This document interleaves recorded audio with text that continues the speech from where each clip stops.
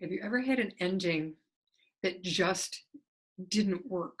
You were having trouble with a piece of fiction, a short story, or a piece of creative nonfiction that you're working on, a piece of memoir, but a short piece. You get to the end and you're like, man, I really got to struggle with this. And so you play with changing words around, you delete a sentence, you add something else. Maybe it needs to be two paragraphs and not one. Maybe it needs to be one and not two. And you mess and you fuss and you tweak and it's still not right. There's something missing. I've seen this so many times with writers that I've worked with that concentrate when the ending isn't working, they put all their focus on the ending. And very, very often the problem is not with the end itself, which is why tweaking it isn't helping.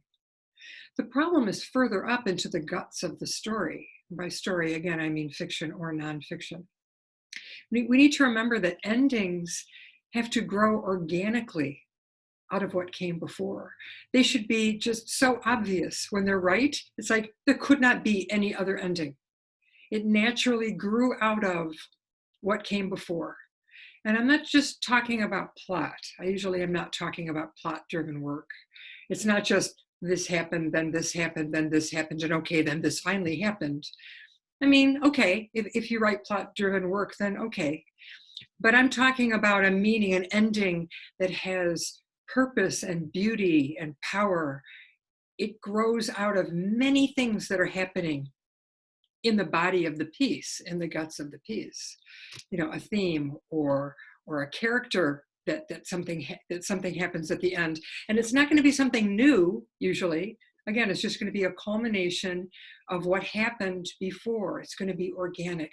When I read short stories, the ones that have stuck with me the most over the years are ones that either punch me in the solar plexus, right underneath the rib cage, or that make me go, which happened. An example of that is a story by J.D. Salinger. He has that one book of short stories.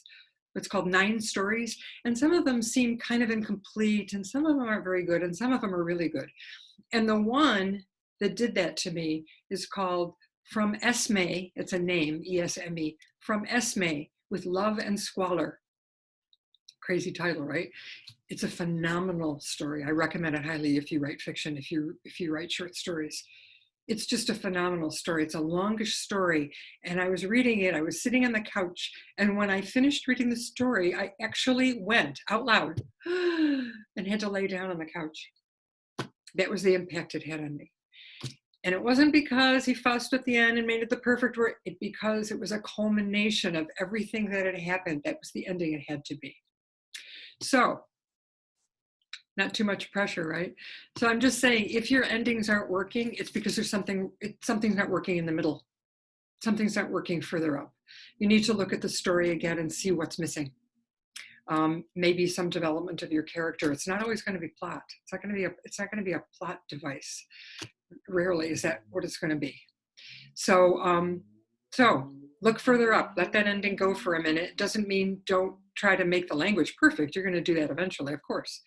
But look further up. If you just can't get that ending right, look further up and see what needs to be developed in the guts of the story.